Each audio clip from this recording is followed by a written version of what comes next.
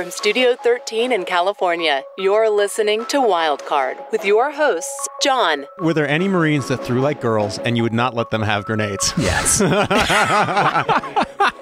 And Conor. The funny thing is, everything about that review is accurate. The older host does spew a constant barrage of unsubstantiated stereotypes. A show that you can't drink pretty. Hello, and welcome to Wildcard. Captain Phil is back. Hoo-ah! After his first episode went viral, we turned the mics on to get all the dirt Captain Phil didn't get to the first time around, like how to properly milk a grenade. And what happens to your porta-potties when the guy that cleans them gets beheaded? Conor falls in love with a Marine named Shoelace, I mix up my racist stereotypes, and we debate MREs. Which is best before a firefight, Louisiana Shrimp Jambalaya or that oh-so-creamy Fettuccine Alfredo? If you're ready to climb Mount Suribachi and you want the truth, You can't handle the truth! it's all coming up on this episode of Wildcard.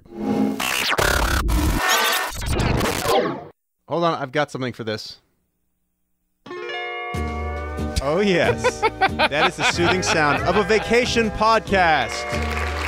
Ladies and gentlemen, we are mobile. I have brought the mics with us. We are in beautiful Lake Tahoe, California. I am joined, as always, by my lesser half, Conor. Thank you.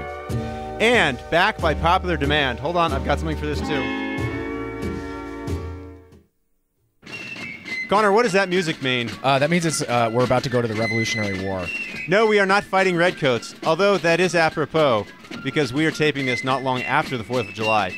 That means that backed by popular demand, we are joined by Captain Phil Downs. Morning. Wait, is that a stadium cheer? Phil gets a whole stadium and all I get is the whoopee guy? But that's right, we are doing a vacation podcast. Phil has been kind enough to join us again. We had Phil up here in Lake Tahoe. I don't know if you know this, your first episode, it went viral.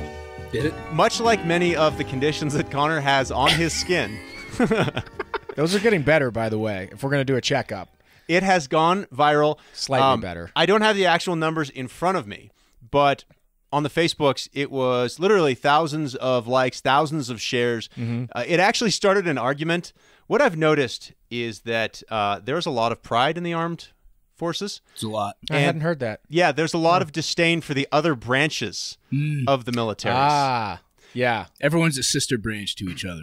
So it's like we have an interview with a combat veteran Marine, and someone's like, should have been a fighter pilot, you pussy. And then someone else says, you couldn't fly your way out of a paper bag, you piece of shit. And this goes back and forth, and we have tens of comments. Mind you, mixed in there are a bunch of comments saying, I wish the host would have shut up and let the Marine talk. So, Phil, the one lesson that you can take from your presence here today, other than John invites people on vacations and then makes them do work for free, is that we have now recognized that you are much more popular than us, and we are just going to milk that cow all day long. Let's do this. In fact, something I talked about last, an episode we just recorded, you actually had a Marine text you. One of your Marines text you. What happened? You just got a text out of the blue? Yeah, just out of the blue. I mean, I keep in touch with some to most of my guys, at least the ones that I've been able to keep track of. And this particular Marine, his nickname is Yeti. He's a hairy fellow. He's a hirsute fellow. Yeah. He has a 5 o'clock shadow by 10 a.m. Anyhow, he's out Conor there. perked up. Yeah. Oh, God. He's out there raising cattle in rural Colorado, and he texted me out of the blue one night. He goes, "Hey, Six, heard your podcast. Good shit." Nice. And I was like, "Right on, Yeti." How did Yeti come across it? I think it got shared probably through the Facebooks, because then my driver, Pecos, who used to be my radio operator. And when you say driver, this is not a town car around Manhattan. No, this would be a Humvee. Nice. No, that would be if you were on a tour of Iraq. But I think he shared it around on the Facebooks, because then he texted me too and was like, I came across it. So when you say one of my Marines, how many Marines do you have? I have, if you put the 2 platoons that I led together, there's probably 84 souls out there that I would call mine. Now, let's say that your daughter were to go on an ill-advised vacation to Paris and suddenly get kidnapped by a bunch of Albanian sex profiteers. She has been taken. How many of your Marines could you mobilize to help take down this Albanian sex ring? Probably at least 80% within the first week. I mean, That is so awesome. Yeah, we'd whoop it on. I have like 2 friends, and occasionally if I call them, they'll answer. He can get 80 Marines to help go fight Albanians in France. It would go. That is so awesome. Yeah. I have TaskRabbit. Good one. Excuse me. My daughter is currently in an Albanian prison. I require someone.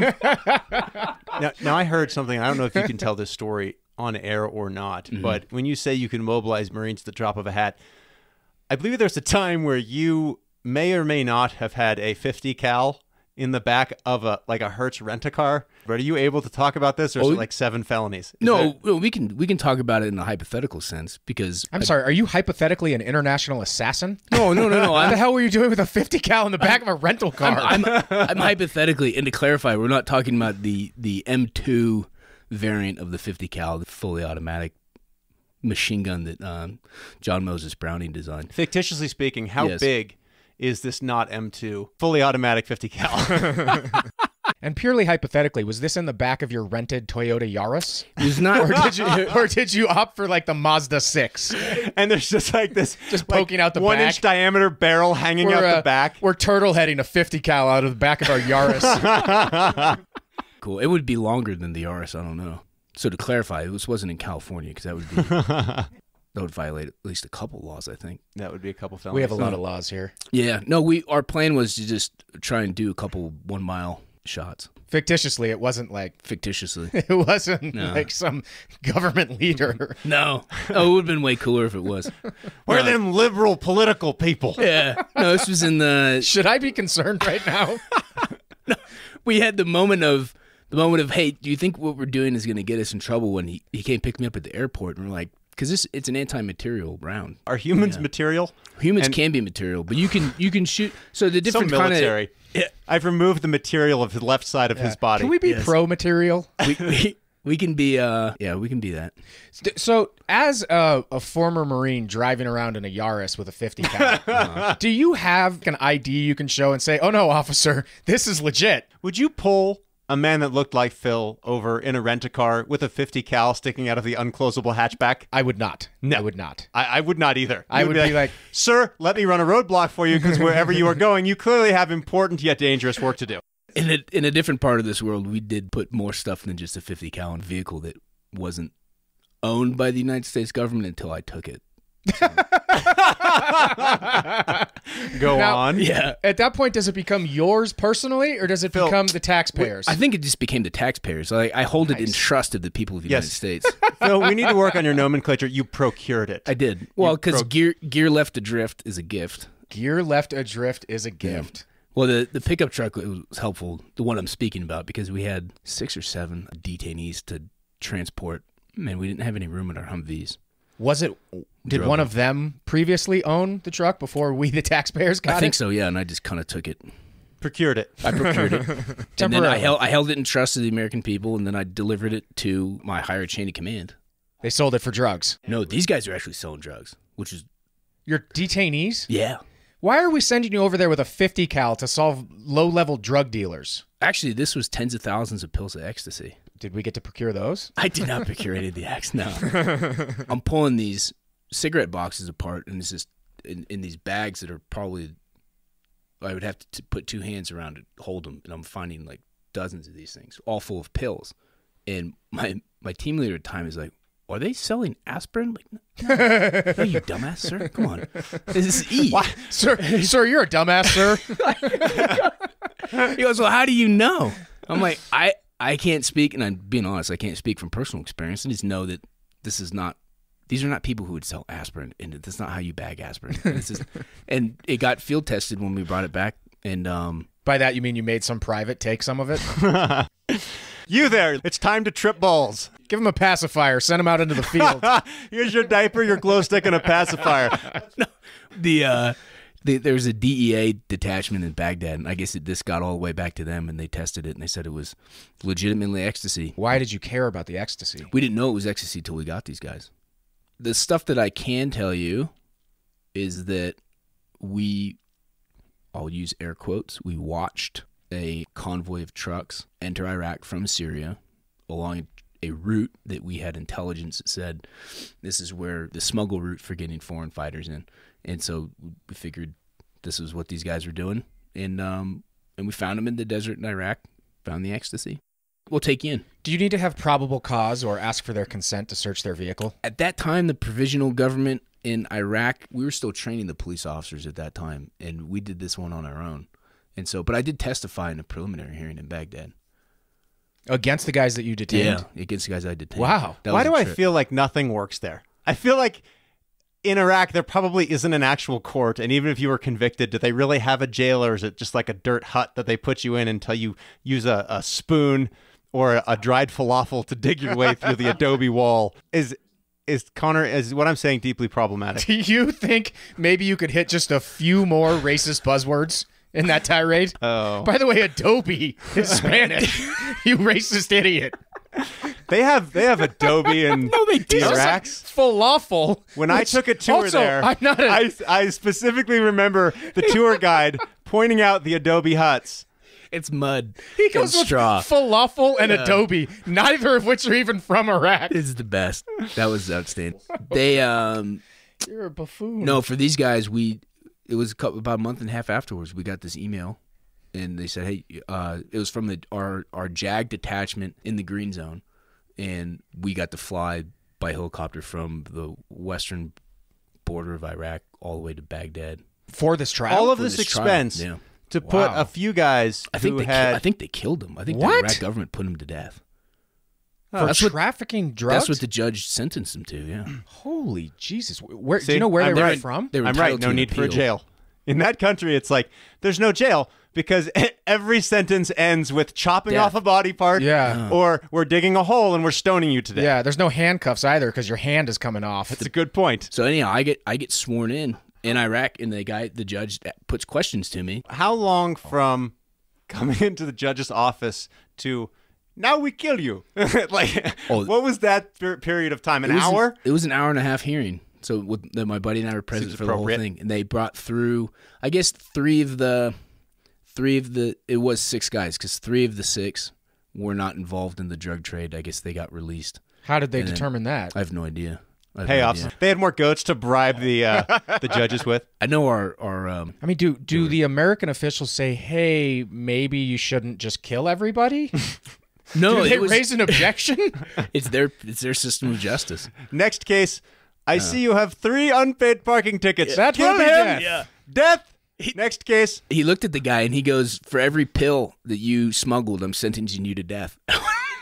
Oh, my God. Kill this guy We 30,000 kill you times. 4,000 times. Holy shit. But first, we chop off hand. The guy was he was distraught after that point. I would imagine so. Yeah. So was this just one of the detainees, or were you there for I was there for all 3. all 3? And Yeah, all they got 3 happened within that hour and a half? Yeah, it went by at a pretty good pace. Do you feel any guilt or second thoughts about having sent these poor drug smugglers to their demise? Part of me, yeah. I mean, I'd feel kind of shitty about Well, that. Connor, look at it. Look at all the other options they have. I mean, the bountiful jobs available to a young Iraqi living in Baghdad in the early 2000s. I mean, I'm to turn to a life already microaggressed right now. I just want to cut you off here and let is you really know problematic. This is already problematic. But go on. I mean, look, think about it. You're a young Iraqi. You can become a poppy seed farmer, That's Afghanistan.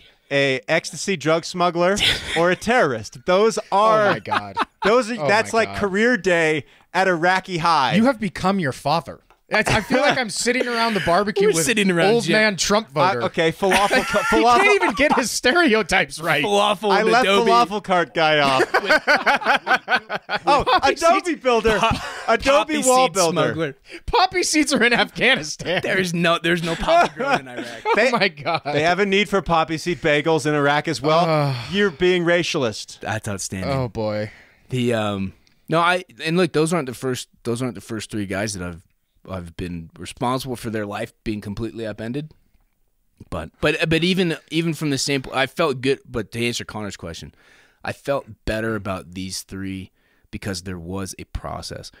Even if it's not our version of due process, it's their due process. It's what they decided, and these guys went through it, and they had a lawyer, And Phil, if I stamp a form that says behead them, Yes. is that a process? that would be a process, as opposed to It's a pretty low bar, dude. I would compare it to, for example, like early on in my first deployment, we would go on these long sweeps through entire neighborhoods, and anything contraband that we would find, improvised explosive devices, grenades. You had more than one AK-47 per adult male in your household, anything like that. We would take all the adult-aged males, and we would detain you, and then you would get shipped to Abu Ghraib during the time that there was all of that stuff going on. Okay, there. hold on. Wait. So before before Cheney has a wet towel stuffed in your mouth, if you live in war-torn Iraq, you're trying to be a lowly poppy seed farmer, and you need Objection. Yeah, you have. Okay, I'm sorry. Lax You're trying to be foundation. an upstanding ecstasy smuggler, assumes facts. and you've got a family. Now, is it limited to literally AK-47s, or like if you have a Glock and an AK, is that acceptable? It's just AKs? You could have a handgun. Okay. You could have, but it has one per however many adult males are living in your home. Machete quota? I didn't come across any of those. Grenades. Are grenades acceptable? Grenades are not acceptable. RPGs? Not acceptable. Was this in a specific area that this mandate had been put in place? This is from our area of operation, yeah, in Ramadi. But were they doing that? Were they doing this countrywide?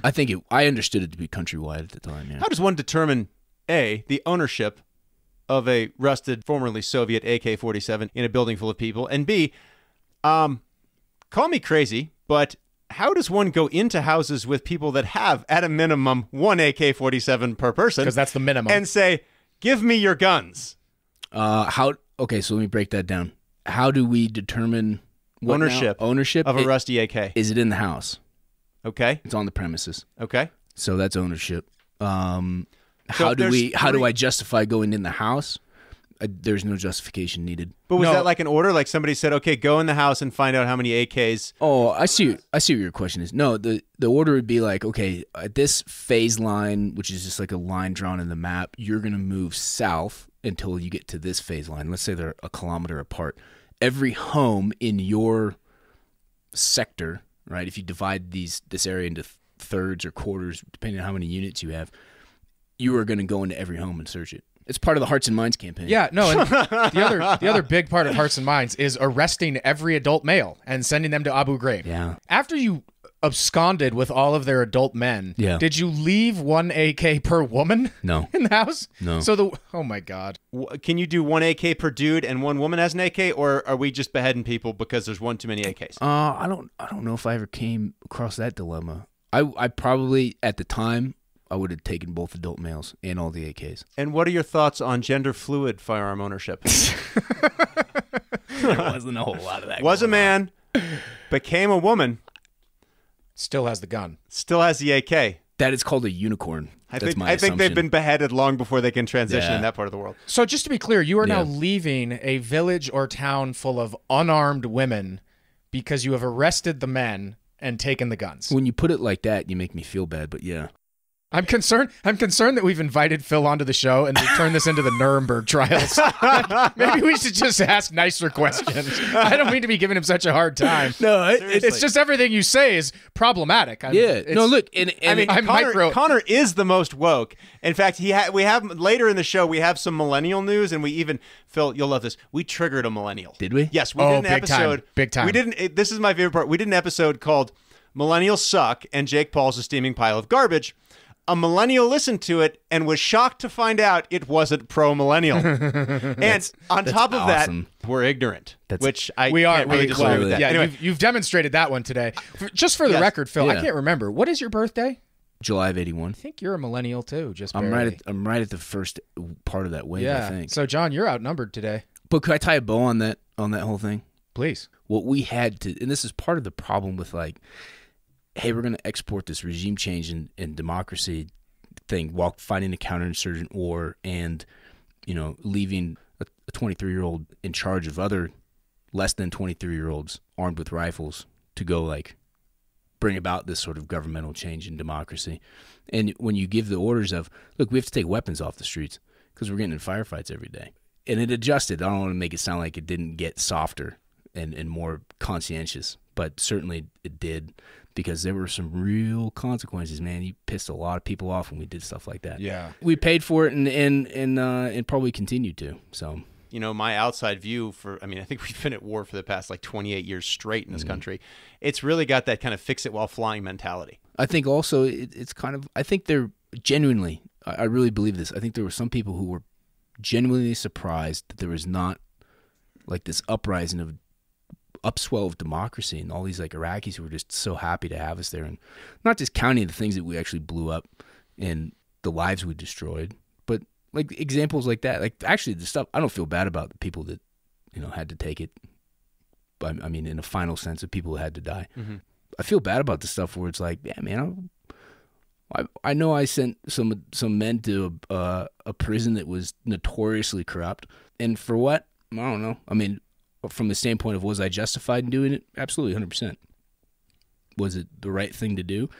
At that time, maybe.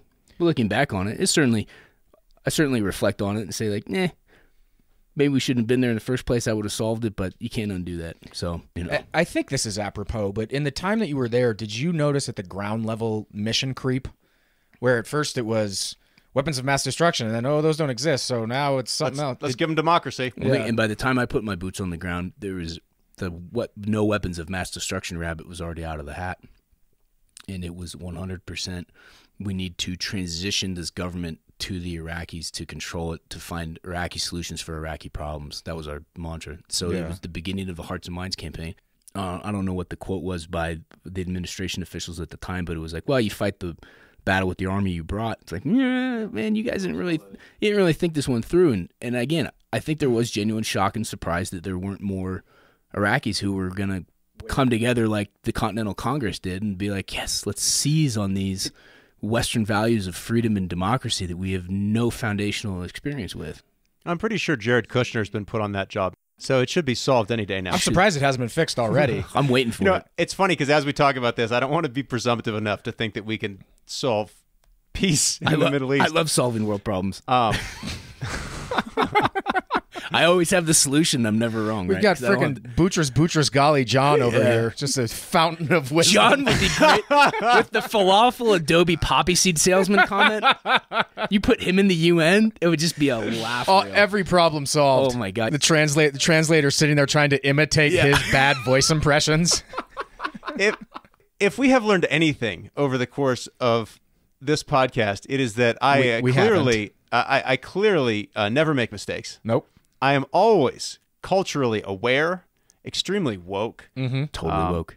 Simple things like being able to tell the difference between someone who's blind and deaf seem to escape me. If you don't know what I'm talking about, go ahead and listen to our episode entitled Blind Porn and Something Else. Yeah. It's a pretty good time. Yeah, no, I'm very naive, but I do know that last time we had Phil on, we had some really, really interesting, fascinating, deep, and shockingly, and much respect to you, honest conversation that I know helped a lot of people and a lot of people fell in love with, even if the two douchebags kept interrupting you. But there was a lot we didn't get to. One of the things that I wanted to understand is just what is your day like? What are you sleeping in? Are you sleeping in bunk beds in a room, and does that have AC? Are you important enough to have your own room? Take me through a typical day. You're talking about on the ground in Iraq. Yes. On the ground in Iraq. I'll preface this with it sort of falls on a spectrum because it changed a lot. But I'll start with my right off the bat first deployment. So we're talking late August, early September of 2004. I hear it's a beautiful time in Baghdad. It is so. Well, we're nowhere near Baghdad. We're way, way west of it in Ramadi, which is on the southern bank of the Euphrates. So it is hot and humid.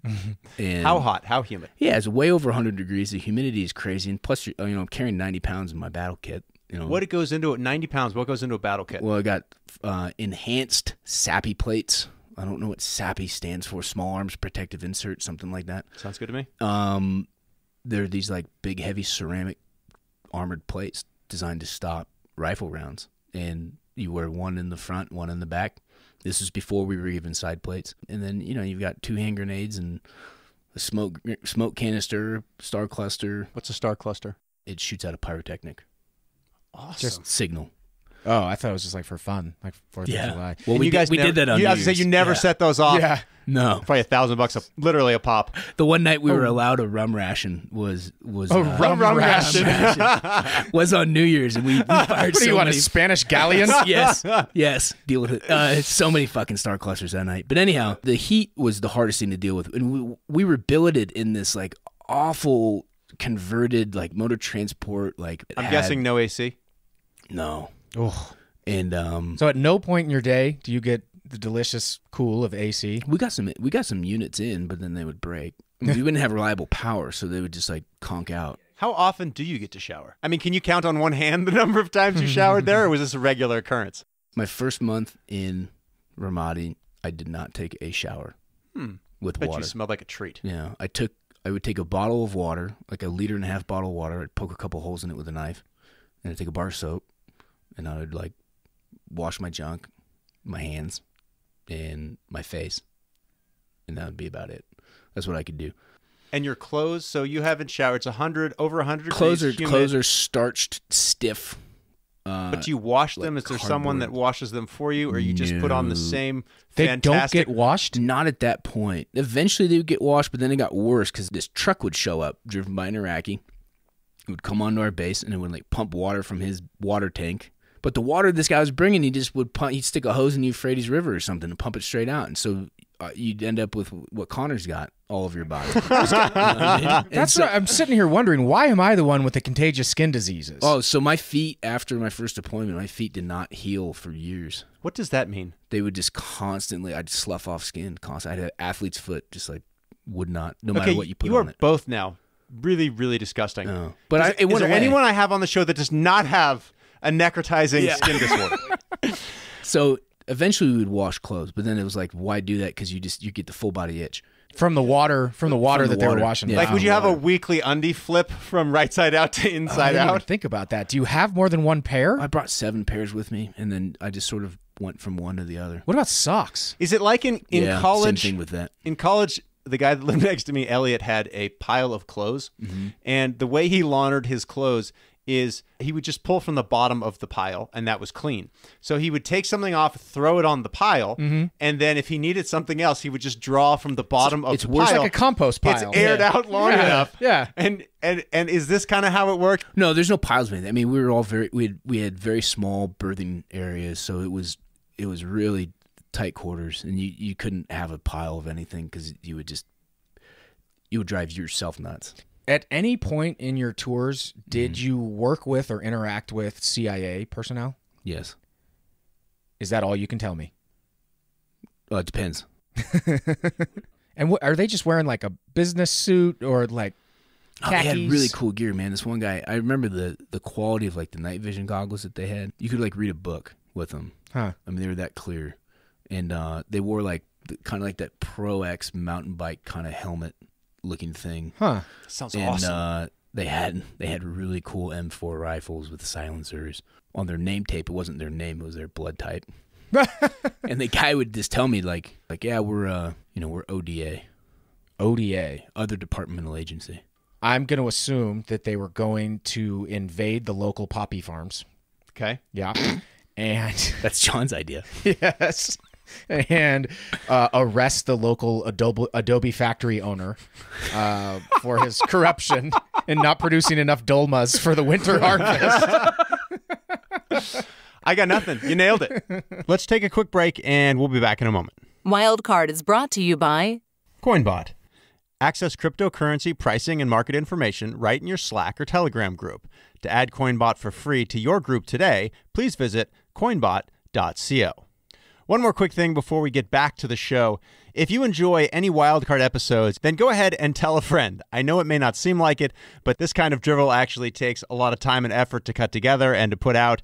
So if you could share it with someone, help us grow. Also, please, please, please, go to iTunes, take less than a minute to review the show. Just write up a few quick sentences, submit it. This is how people are going to find the show. Anyway, tell a friend, tell a neighbor, write a review. Can you say, hello, you're listening to Wildcard? Hello, you're listening to Wildcard. Okay, hello. Welcome back. We are still joined by Captain Phil. We are still in beautiful Lake Tahoe. We just had a quick break. Bring you a little bit of info from our sponsors. Conor goes to the bathroom, which, king of segues to Phil. The idea of being in the desert and not showering for weeks on a time. Where do you go to the bathroom? Are there like military bathrooms, which I'm sure are disgusting? How does that work? Porta-johns. Like your normal porta-shitter.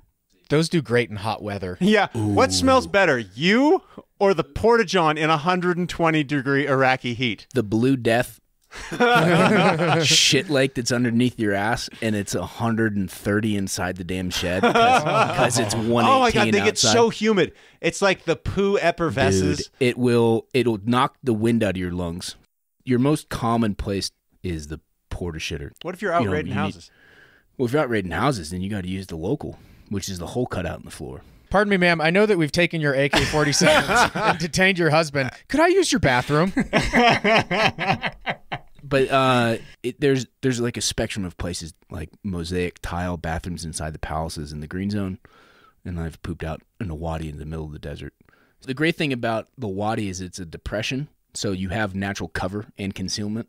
What is a wadi? Explain. A wadi is a dry creek bed that during the 2 weeks out of the year that it will rain becomes a river. So you actually it's tactically a good place to take it.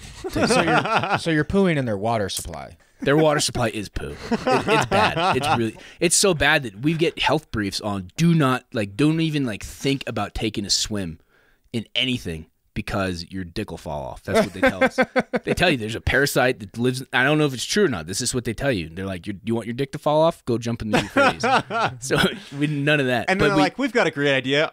Don't swim in it because your genitals will fall off. But we are going to wash your clothes in it. We're going to wash your clothes in it. So, in speaking of guys coming on the bases with trucks, the guy who was supposed to come on to the combat outpost with the shit suck truck to clean out the porta-johns, he got his head chopped off by the insurgency. He was an Iraqi? He was an Iraqi. He's a local. And I don't know how he got the porta-john sucker truck, but he did, and he was making money doing it until he got killed. So we went. Well, that's quite a life that guy has led. Any millennial that thinks their day is bad because Snapchat is down, right? You could grow up in Iraq, think you've made it because you own a truck that sucks Americans' feces out of scorching hot honeypots, right? And then the insurgency decides to behead you with a knife. And they did that because he was working with the Americans. Yeah. They did that to a couple of translators too. Who were locals. So then we had to start importing translators from the States. They had to come stay with us. Even if your job is sucking the poo out of the honeypots. Yep. Wow. Yeah, they discouraged that. We seem to always go back to beheadings. No matter what we talk about, it always comes back to executing things. Okay, so I'm still obsessed with this because I have my neuroses. So you find a good wadi. To drop a wadi. Well, you always carried like a package of diaper wipes with you in a Humvee. Are you armed while waddying? Yeah, I'm armed and in a flak vest with a helmet. So, but do you actually bring your rifle if you're taking a deuce? Yes. Okay. Absolutely. I have a tactical plan that if I take fire at that moment in time, how am I going to return fire while pinching, while pulling up pants in that order? Ever someone that is such a badass, they keep the squat going and just fire, they can shoulder fire and deuce at the same time. No, I never anything like that. But we did. There are guys who got hit while on the shitter. That is we took incoming, indirect fire, and guys got hit. So you always shrapnel in the tuchus, shrapnel in the areas that you don't want to take shrapnel in. And so look, I've taken just because with the threat of stuff falling out of the sky that goes and explodes on the ground. You have to keep a flak and helmet on. So then, you're pooping with all that gear on. But when the shit suck truck guy died, the porta-johns didn't get cleaned out for a long time, good 3 or 4 weeks. No. So there are we call them Mount Suribachi, which if you don't know your history in World War II, Mount Suribachi is the tallest peak in Iwo Jima. Right, so everything in the Marine Corps that resembles a mound is called a Mount Suribachi.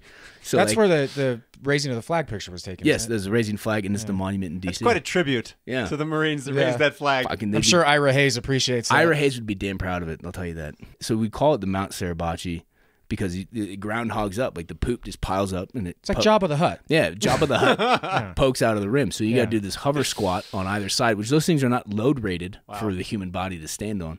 Oh God! Don't tell me it broke. You're like a drunk chick. You're hovering over the porta potty, man. And also just like the hordes, the biblical size hordes of flies that we would sustain. Oh my God! And they would just crawl for the butthole, man. And like, there's nothing you could do about it. But Wait, then the flies would goose you. Oh, they totally goose you. They'd try to burrow in. No! The alternate was we had these plywood That's shack. like worse than what happened to Jeff Goldblum. Oh, dude. So. Wow. I have not heard a good Jeff Goldblum pull. Thank you. The alternate to the Porta-John is the shit shack, which is just a plywood shack, kind of like your old like saloon, like outhouse looking thing. But what would happen with this giant pile of growing? Well, eventually you can't add to the pile anymore because it's unstable. This is when the diesel gets involved. And does this this is when you start burning stuff. We eventually got a shit suck truck. I imagine, in arcades where they have the game with the quarters where there's like an edge, and it's pushing, like you drop a quarter in and it's pushing the quarters to the very edge. And it looks like they're all going to fall and you're going to be a millionaire. Yes. And the damn things are glued down to the shelf. They never move. Yes. And you try to throw your shoulder into it to get them to drop off, and then the alarm goes I feel off. like every person that would go into the Porto is like, I will be the last Jenga. Like, they will get this on the pile. Do you get like an oar and start moving the pile out of the way? Well, not more. A tent stake, or like a sheet metal fence post. This is important to explain. You cannot pee in the same place when you're using the shit shack. All right, because the pee would then have to be boiled away as you stir. It just takes a really long time to get rid of that stuff. I'm sorry, I feel like we've skipped a couple steps. Yeah. Why are you stirring? Are you making a gazpacho? What's going on right now? To get rid of the feces, you put diesel fuel in it, you light it on fire. So you've got like your... He says this like everyone knows it. I know. Well, of course. Yeah. When you have a large pile of growing shit, I didn't need to explain that part. You pour diesel on it, you make sure there's no urine, and then you light it ablaze. Yes. The other thing with the urine, too, is that really sustains the flies. Flies can only sustain so much on the feces because the feces will get dried out pretty quick. But if there's like standing piss anywhere, dude, it is like... Now, was the back of this thing open? Yes. So you could stand there and just watch like poop fall? Yeah. Yes. Why is that so entertaining? Like you could just take bets on it. $5 stall 4 before stall 6. Yeah. I see someone partook in the local cuisine. It was so expeditionary on my second time out there that I would stir and burn my own shit. Wait, so you stir and burn your... So is it someone's job? Yes. And my gosh, do you ever have second thoughts about entering the military? One guy was he popped for marijuana on the drug test he took before we deployed, and they didn't execute him.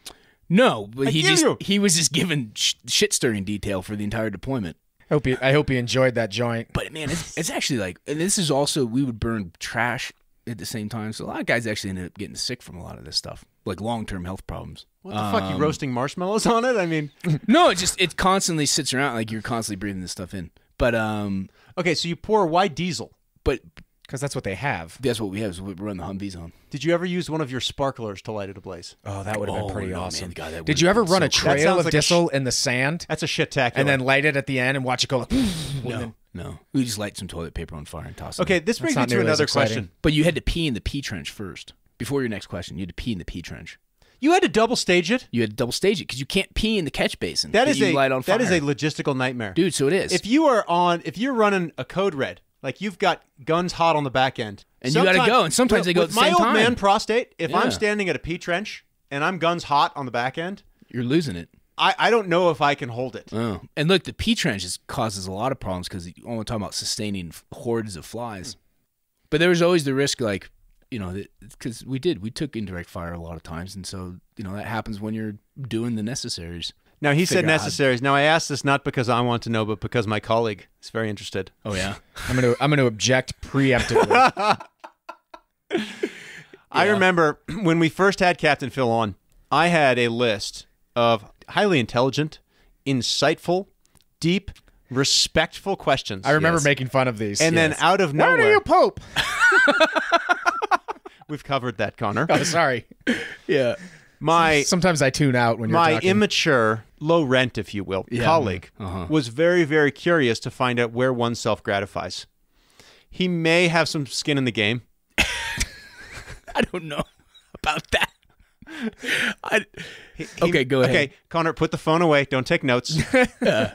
So, do you ever take indirect fire while trying to create your own direct fire? that is a risk that you have to deal John, with. Phil, can we just pause and appreciate what John just did there? I like what he did there. I'm pretty sure he planned that yesterday, and he's been so excited to use it. It was good. It was good. It was good. You should give yourself a round of applause. He did. Yeah, with the yow.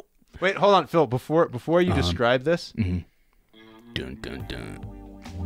Oh yeah. okay. So- again, we set the scene. Yeah. Ramadi, Iraq. Daytime high, 115 degrees. Coming off of a 19-hour patrol. I've got time. Shit shack is full. You go to the Porta-John. Oh, God. Mount Sarabachi staring at you in the face. You lay your rifle to one side.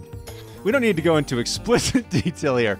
Well, then you close your eyes and you pray, please let nothing fall out of the sky. And because I don't want to be the guy who gets taken to medevac with your freaking, literally with your shit in your hand, right? And you are next to Mount Sarabachi. Next to Mount Sarabachi. And it's 130 degrees inside the honey pot. pot. And I can only imagine the aroma. Oh, it's good. I'm sorry, women of the world. I'm going to need to take the music down. Women of the world, understand what the horror that it is to be a guy. Mm-hmm. That this is the level of basicness that we are. That you are in a war zone. Your only outlet is a porta-john with a titanic, unequivocal amount of fresh human feces, smells, flies, yet we still are able. Still able. And were you ever shot at? Direct fire? No. But there was definitely one instance of boom, like something way off in the distance, not near me. I didn't get hurt by it, but then it was like, put that away and let's go see what that was about. Dude, you're looking at me, Connor. Like, I just don't even know where to go with this. dude. You know what it is? He's trying right now. Because and this is You ever tried to download like 7 songs at once back when it was like when you had like Napster? Yeah, and it would kind of air out. Connor's, all of this is, he's tortured because you're like, okay, hot young soldiers, the desert, it's sunny. They have this urge. Yeah. That's all going into, this is working, I'm downloading. And then you've got Mount Sarabachi, the flies. yes. Haven't showered in a month. Haven't showered in a month. Definitely And it's haven't. like error. Does not compute. Does not compute. It's like spank bank error, rejected. And it was John is wrong so often, but sometimes he is right on. right on the money on this one. Nope. Look, Download complete. And here's the thing. Let me set the stage for you. You're in constant fear of your life. You are in a strange and foreign land. You're convinced. Some people can be convinced they're not going to make it back. You have no outlet for alcohol. Except when you get your rum ration. How often does one get a rum ration? Once. Once. Per tour? It was yeah. God, worst tour company in Iraq ever. Awful, right? 0 stars. Worst vacay in Iraq ever. Only one ration. It was ridiculous. They didn't even have a good selection. No Mai Tais. Rum, by the way, you guys should be drinking whiskey. No, I mean, it was like little bottles of vodka. It wasn't even whiskey, I know. And you got to invade a country with no alcohol. God, It's like, come on. where they don't drink. Even Yeah, Napoleon 'cause gave his when soldiers you're- they got like a milliliter a day. We Yeah. go further than that. This is the Puritan American roots that were like porn is contraband. So No. so you can't even have a fucking band. You can't. Is a even nudie magazine gold there? Are you like Nudie a magazine is 12-year-old gold. boy? Wait a minute. Every Vietnam movie I've seen, they're on the helicopter, like looking at the centerfold. I know. We didn't get to do that. It was denied. So I was hoping John would ask this question so that I wouldn't have to. But you you gotta do know how in prison, Oh, dear God, I'm out. Oh, talking about bromance that goes to a certain level. yeah, does that ever happen? Gay stuff. Not to my knowledge. I get as far as prison and John's out. Yeah, not to my knowledge with the Marines in our company. Even though there's a huge taboo, that homosexuality is a huge taboo there, that when you were instructing some of the, training some of the Iraqi police officers, etc., that one of the things that was pervasive in Iraq military culture was that the higher ranking officer would have his way with you. Yeah, there's a lot of homosexual relationships in the, or at least what I saw, not firsthand as it was happening, Connor. Downloading, Computing. But what we knew about was, there's that you would show favoritism that way, I think. I'm sorry. Who was the favorite? Well, if you were an Iraqi officer and you wanted to show favor toward a promising enlisted soldier or something like that, there would be Jimmy did a hell of a job on night duty the other night. Yeah. And you just want to say, hey, attaboy. Let me thank you for that. Yeah. So it was a matter. And the thank you would come in the form of a a good Rogering. thanks, sir. I'm good. Yeah. But the way Just a nice handshake will do it. yeah. All I had I appreciate the offer, but how about one of those shiny metals that goes on the old uniform? all I had to deal with was hand holding. You almost lost it. I'm sorry. I literally just did a spit take because Yeah. I've actually heard some of this story before. You don't strike me as the most touchy-feely of human beings. Especially when it comes to touchy-feely with other guys. Yeah. But Majid really wanted to be friends. And to show how, because he was a warrant officer, he had something to prove, to show how important he was. Whenever I would show up, he would lead me about by the hand, and we would hold hands through meals. He insisted on sitting next to me. And we would have these long, awkward moments where he would just talk and hold my hand at the same time. And I have to have a translator because I'm not fluent in Arabic. So I have like the third wheel. But some languages are universal. They are. Love is universal. I'm sorry, but if you have to hold hands and there's eye contact through dinner, that to me is way gayer. There was eye contact. Well, Phil, you would know better than me, but isn't that a cultural thing? It's a cultural thing. In India, guys walk down the street holding hands. Yeah. And Majid, I don't think Majid meant anything sexual by it. I think it was just more of like, No, but that almost he makes also it wanted funnier. to. Oh, just hilarious. It's just imagining you hilarious. in full military gear, rifles as testosteroned up as you can get, and then this guy who you have a nice working relationship with is sitting down, leading you about by the hand. Yes, sitting down to a wonderful candlelit falafel dinner, and he's holding your hand and looking longingly into your eyes. And you just rolled with it. I rolled with it. In fact, when it became a regular thing, I went straight to it. I grabbed his hand. Yes, showed him around. You know. And, I need like a wild card exclusive. See, that's hearts and minds right there. It is. One hand at a time. And they said oh, democracy couldn't be brought. We handheld it through. Yeah, so there was that, but the Iraqi enlisted, they get really like, because porn's super taboo. You can't openly talk about it, so it's all secretive. But they all watch it, and they call it fiki. So they want to know like what you know about porn. So they grab the translator, they'll pull them over, and they go. That's awkward. They start asking questions, and as soon as you hear fiki, you're like, oh fuck, here we go. And then the translator will ask, like, he looks so ashamed and uncomfortable with the fact that he's got to put this into a way of like, Lieutenant. Do you also do your goats, Lieutenant? What the soldiers want to know is when you, and then some question about, anal sex or something like that, and you're just like, what? You guys got to get out more. But that was all about fiki. And so they get creepy kind of, because they really they look at you and they want to hear about it. It's like, because they don't have sex ed class, right? I'm running through my head of all the things that I've seen in every Vietnam movie ever. Uh-huh. The other one is prostitution. Yeah. Was that present at all? No, zero. Wow. Yeah. I know. And you don't even, and it's not even like you get to, like when I was telling you earlier about going to the green zone for that trial for the ecstasy smugglers. Advil, the green allegedly. zone, dude. The green zone. What is a green zone? The green zone is the area. It's the secure area, and it's really. I thought it was swanky. The first night in the green zone, I had tri-tip and crab legs. Oh my! Wow. And that's how you know that you smell bad when you get around people who are clean. We're like, what is this odor? Oh wait, that's me. People are like, what? What is that? So they take you to what a is surf that and turf. gut-wrenching smell? They take you to surf and turf dinner, but they don't let you have a shower. Oh no, we showered with running water, clean water. And that doesn't take the stink off? There's a pool. Well, I didn't shower before going to dinners. It didn't occur to me because I hadn't showered in like, I don't know, the 2 weeks before that. They tried kicking us out of there because we smelled so bad. It was bad. I mean, we were filthy. And my Marines did not have good hygiene at all. Like, dysentery is a real thing. Even to begin with. These guys are, because they come, I mean, well, look, 18 and 19-year-olds kind of don't. No, you figure, like, what did you do in college, you know, and at that Bottom age. of the pile to the top of the pile. Exactly. So, I'd walk into we call them hooches. One of my guys, I won't name him, so I don't want to embarrass him, but everyone, if my boys listen to this, they'll know who I'm talking about. Heart of gold, dumb as a rock. His hands were like black.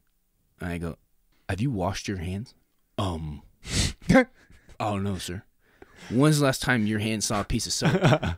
Oh no, sir. And I grabbed his fire team leader and I said, you're gonna take him to the head right now and you're gonna wash his hands. You're gonna wash his hands and then he's gonna take a shower because I can't stand around him. I can't hold hands with this guy. Yeah. This won't do. This just won't do. So, Because you don't smell like a walk in the park. No, so man. This is... Yeah, the bar is very low. We may have learned, and many times on this show, we may have learned too much. We've learned many things. Mount Suribachi. Too much? But one of the other things we like to do on the show is a lightning round. Phil, I am now going to be firing an onslaught of increasingly inane and pointless questions in your direction, and I request only that you answer them honestly and perhaps quickly. Roger that. What gear do you get to keep when you leave the military? I kept a Benchmade knife. What about the Mazda truck?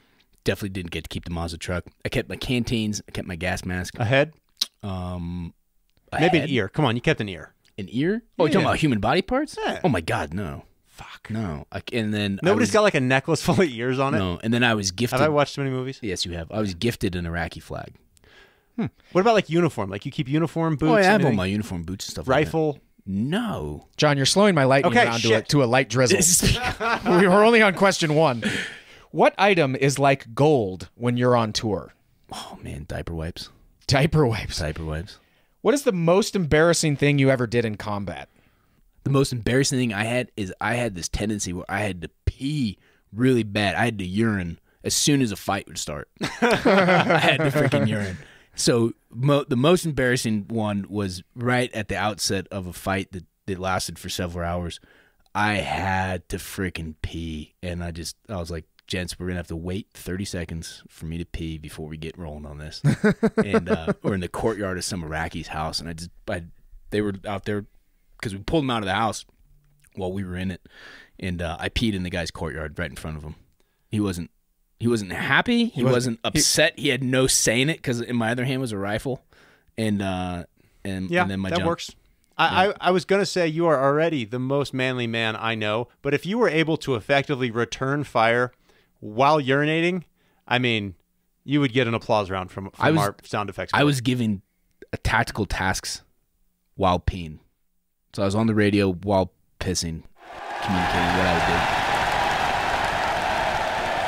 That's the stadium clap. That's a new one. That is You'll nice. notice there's no whoop in that one. There's no whoop in that Next one. time he does it, I'll add the whoop for you. Phil. But I was earned it. But I was embarrassed, man, because I was like, God, why do I always have to pee when this shit happens? You're like, it's cold in the desert. I'm like, Don't judge. guys, It's cold out here, sir. Sir, respectfully, it's 120 degrees with 100%. Shut up, humidity, Private. sir. Cold. Everybody asked. It was cold. Did you ever throw a grenade, and are they like in the movies? I threw several grenades. They are nothing like the movies. There's no fireball. What are they like? There's no fireball. What I love in the movies They're is loud, that they're loud as fuck. You feel the concussion, and there's no fire. Yes. In the movies, you pull the pin, eject the handle thingy. Yes. That sounds so masculine. That's awesome. Eject the handle thingy, and then do you count or you just throw it and cover your ears like a girl? You can milk the grenade. I'm sorry, milk you it? You can milk it. You can, And that is well, what? first it's thumb clip, pull pin, hold the spoon. Okay. All right. So the spoon is the handle thingy. So if you pull the thumb clip, that allows you to remove the pin. The thumb clip is like the redundant safety device. Once you pull the pin, as long as you're holding the spoon to the body of the grenade, you can hold it for as long as you want or as long as you can. Is it hard to hold that or it's not hard? It's not hard. No. You can let the spoon go and count. That's a risky move. One 1,000, two 1,000, and then chuck it. How many thousands do you have before it goes boom boom? Well, they Definitely a number you're going to want to know. They say it's between 3,000 and 5,000 that you would count. So 3 seconds to 5 seconds. But sometimes the fuse can be quicker. Sometimes it can be longer. I would be a 1 Mississippi motherfucker. I would be like, spoon gun, 1 Mississippi. Yeah. The longest I've milked a hand grenade is 2 Mississippis. That's a man. That's a man right there. It just gave me the willies actually just thinking about that. And that's just because you want it to go off closer to you. You don't want them to be able to run. You don't want it to be able to get picked up and thrown back at you. Yeah. Oh, fuck. Yeah. The throwback. I didn't even think. Here I am, a 1 Mississippi bitch, and I would have thrown that thing, and I would have gotten a lob back. They could have lobbed it back. Bastards. No. I'm such a bad soldier. Because 5 seconds is enough time to do a lot of stuff. So if you I've proved that. If you threw it and I proved that. I missed can't. that, sorry. No. What is the grossest thing you ever saw a fellow soldier do in the field? In the field. Oh. I always love answers that start like that. So we're patrolling through what was known as the Butcher's Alley, and this is in Ramadi, and it was a Butcher's Alley because this is where all the meat sales happen, and so the gutters it's an abattoir, and it's nothing but standing pools of like whatever was accumulated from the slaughter of these sheep. And as we're patrolling down the sidewalk, this is at night, one of my corpsmen slips ass over tea kettles on the grease that is on the side of this corner of the sidewalk and goes face first into the pile of black shit water. And comes up with the look of like, am I gonna die? Like, was it could you just see like the whites of his eyes? Just the whites of his eyes. It's like a cartoon character in a dark room. He was caked in the most unholy fucking stew. And it was like, well, hopefully you didn't swallow that. Because we are nowhere near stopping this patrol. Did the locals point and laugh at him? It was at night. No, so he continued around the patrol? We had to. That's next level. We're not stopping. We got stuff to do. Nobody like offered him a canteen? No, not at the moment. No. Just no. No. It was like we'll get to a spot where we can look at you. And then he took some of it down. Down the hatch. Oh. He was traumatized. What is the smartest thing the enemy did? Oh, these little bastards. They would they decoy you on they learned that if we would catch at least one IED by visual sweep, right? And so when we would catch IED, it's not like Hurt Locker stuff, right? There's no Hurt Locker guy. You know what movie I'm talking about? Mm-hmm. Jeremy Renner. Yep. Jeremy Renner, which I the bomb dig. suit thing. The bomb suit, that was actually a great movie. And there were bomb suit guys, but they were like, there was like one bomb suit team for like an entire like 3 divisions. I mean, they were constantly busy, but you couldn't rely on them. He was busy.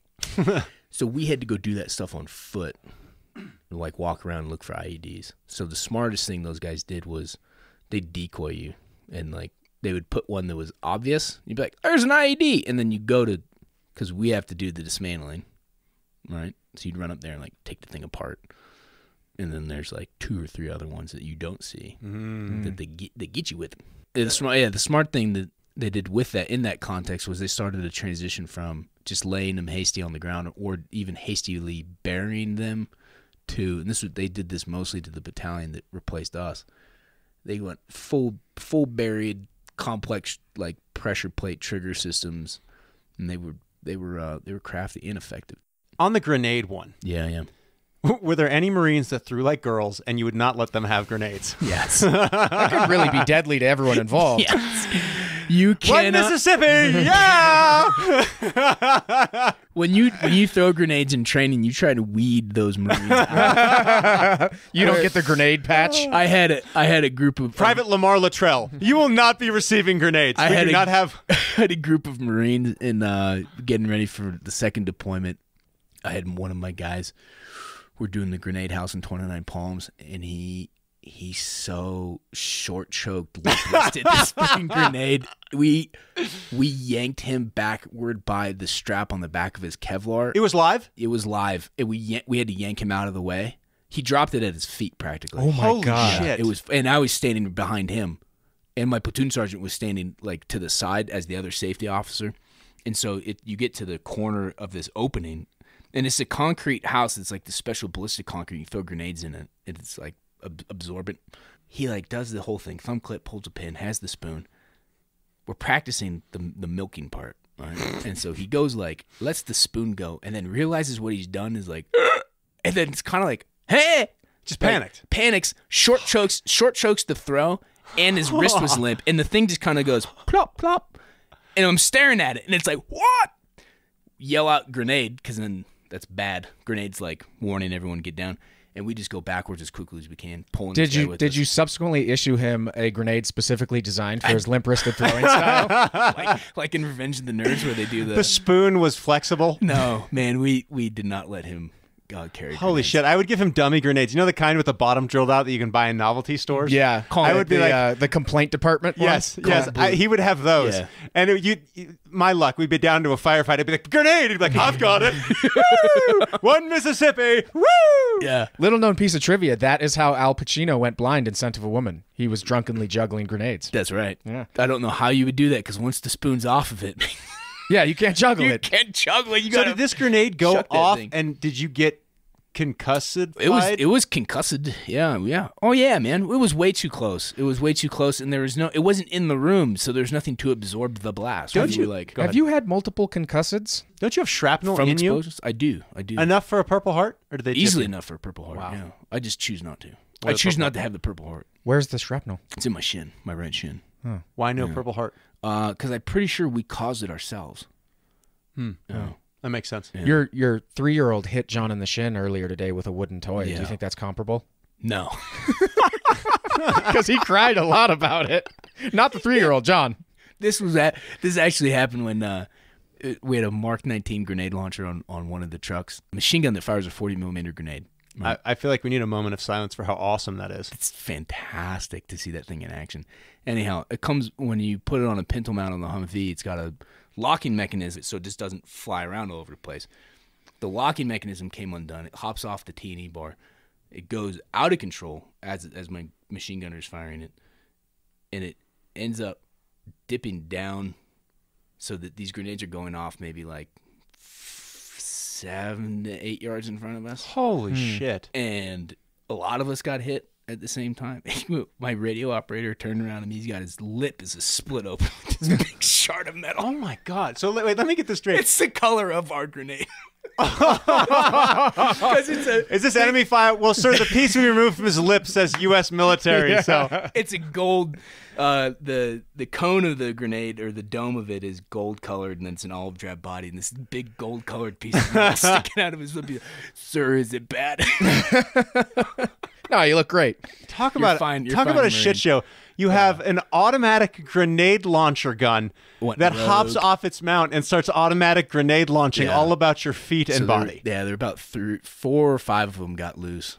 But yeah, that's how I ended up with shrapnel on my shin. So I'm like, the guy who also lost his leg doing RPG, like he has a Purple Heart. So like, Makes sense. I'm gonna not sign myself. I'm up on for board. Let's get back to the lightning before this storm peters out. Let's do it. Who has the best job in the military? Oh man, pilots. Yeah, it Pilots. sounds pretty fucking rad. They have- well, I've watched first of all- Top Gun like 100 times. So many First of all, times. they fly in planes, which is cool. They get to wear flight suits, which are super cool, and also they're at a place where there's enough of an infrastructure. Think about all the stuff that has to go into keeping a plane running. These guys are able to shower every night, take shits on toilets, right? And then they can probably pull a lot of tail with that. Our buddy from high school became a Navy pilot. He posted some pictures. I think it was actually his last flight because he retired from the Navy, or he retired as a pilot. That's fucking and rad. he posted some pictures of him and a couple of his buddies flying over Manhattan. No It kidding. was like the coolest thing I've ever The seen. other cool thing about pilots, man, is you get a call sign, and then there's no rank structure. I mean, there is a rank structure, but it's so much more egalitarian. Like, you just call each other by your call sign. Call signs are awesome. So like my favorite call sign of my favorite pilot, who was our forward air controller. Maverick, No, it was Monkey. Goose. Monkey. What would Connor's call sign be? We need a call sign for Connor. I'll think of one. The Itch. Itchy. I Call like him that. Itchy. Itchy. Yes. Yeah. Your call sign is Itchy.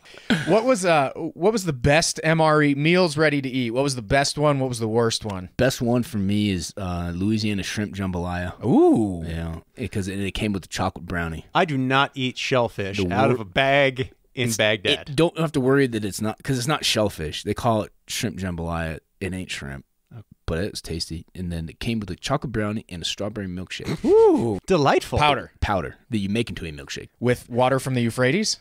No, with bottled water from whatever contract. Ahmed's water truck was there. The strawberry Euphrates. Then the worst MRE, Fettuccine Alfredo. That's not even good when it's good. I Oh, know. you're okay. You No. are so wrong. It's not. No, when fettuccine alfredo is done well, Which and is we're never talking, is. and we're talking while you're eating it, it's the goodest thing ever. Fettuccine is like melted butter ice cream with some spaghetti in it. Dude. Yes, It's gross. fantastic. And when you put it into an MRE, it smells like dog food, first of all. Yeah. And then you look at it, and it's, even just from a consistency standpoint, but just, it's like, no, you just don't. There's all kinds of things wrong with it. I will say this: there are not many things, and being in combat is one of them, that I would like to do after a large helping of fettuccine alfredo. There's only one thing you do after a lunch helping. And that's Fettuccine is you add to the mix there, Bocce. What was your favorite little thing about coming home? Cold beer. You didn't have that there at all? No. That's a good answer. No. What was better there than here? Kebab. Bunch of in-shape dudes. That too. Gay stuff. I mean, as far as the category of like food, I'd say the best kebab I ever had was in Iraq. Huh. this may be a selfish one, but who had the best abs? Who had the best abs in my I was trying to platoon? do an impression of Connor. It was awful. It wasn't good. He's going to have to edit I thought that that was a legit edit question that. in the lightning round. I was like, I've No, never I considered really that could give a before. shit about who had the best abs. Clearly I did, even though I wasn't there. I would actually, to answer it, there is an answer to it, is a Marine that I called Shoelace. Connor's he's requesting Shoelace's email address right now. I believe Shoelace is of the same persuasion, Oh shit! Love connection. but he was a freaking. All right, describe Shoelace for Connor. Shoelace actually has the same kind of build that Conor has. So he's jacked. He's jacked. And freaking he's a legit killer, man. He's a steely-eyed killer. Is that a plus or a minus? Super Connor? plus. I You mean, getting a fear boner? if we were in a ring, could I take him? Connor has to be able to beat ye- up anyone he. Yeah. Is wet. Oh, it'd be tough, man, because he's scrappy. And he's Like got wrest- eye gouging he's got, scrappy? He's got wrestling like technique scrap. Oh. Having rolled with Conor, I think you'd probably tap him out. Conor can lock you up pretty tight. Yeah. Especially when I'm sober. Because normally when we do this, I'm not. Isn't it fun when John invites you on vacation, then makes you spend the entire day talking on his podcast show? I like it, man. It's good stuff. I would like you to rank the following 4 individuals in order of least manliest to most manliest. Okay. Okay? Okay. Phil Downs, Yeah. John, me, Jake Paul. Jake Paul? He already wins most manly for not knowing who Jake Paul is. Phil is now most manly. Okay. So let's just... Between you and John, who's Yes. manlier? Yes. You, man. Clearly Conor. And What the fuck? Dude, he kept his hands on the ground during push-ups. You had to go get a bottle of water. The to ground spray it was down. hot. It was uncomfortable but bearable. It was slightly warm. You had to just keep your hands on it. To I get own more used to guns it. than he does. Well, yeah, but And now we're compensating. Thank you, Phil. Yeah. Thank you. John, if you can go upstairs right now and hold your hands on the deck and do 45 push-ups, which is all we were doing, and not cry, it would be close to being a draw. It'd be a miracle. The deck is hot. It's In the not sun. hot. It's uncomfortable. There is 68-degree sun that has been beating down on that deck. On that gray rock that's mostly All porous and in the afternoon. shade. All right, this is my last and most important question. Sorry. Can you Yes. beat up John? I don't know. John's got that wrestling background. I wasn't asking could you. I'm asking will you please beat up John? Will you right now? Yes. Yes. Let's whoop it on. We just beat up my soul, you assholes. What more do you want? Psychologically, we've already won. My work here is done. Let's cut to commercial. So, Phil, as you know, because you've been on our show twice, our show is fucking awesome. And I listen. as I spoke earlier, one of my favorite things to do is make fun of millennials, and above and beyond that, my other favorite thing to do is to trigger them. Yes. Because it's so easy. And We're very trigger happy here. the funny thing is the amount of joy it brings me, because this person wrote us a 1-star review, and I know they were very angry at us, and they really, really wanted to ruin our days. No, it was so worth it, though. This person, whose name is Chakra. So we know you're woke as fuck to start with. Whoa. Chakra. And what kind of vegetable? That's okra, you dumb fuck. Thank you. Not a boy. Sometimes I like to just give John freebies. Yeah. Low-hanging fruit. Yeah. Again, I go back to earlier in the episode, I talked about this person was triggered by our episode entitled Millennials Suck and Jake Paul is a Steaming Pile of Garbage. So the fact that this person was shocked that the two hosts were ignorant, he puts forth such powerful evidence. I'm sorry. Saying he is a microaggression. Fuck! We don't know Chakra's gender. Damn it, I have marginalized all of the female viewers that hate us. I have not taken into account the fact that we have been deeply problematic to them. So it says, if I could give less than 1 star, I would, period. Fewer, dummy.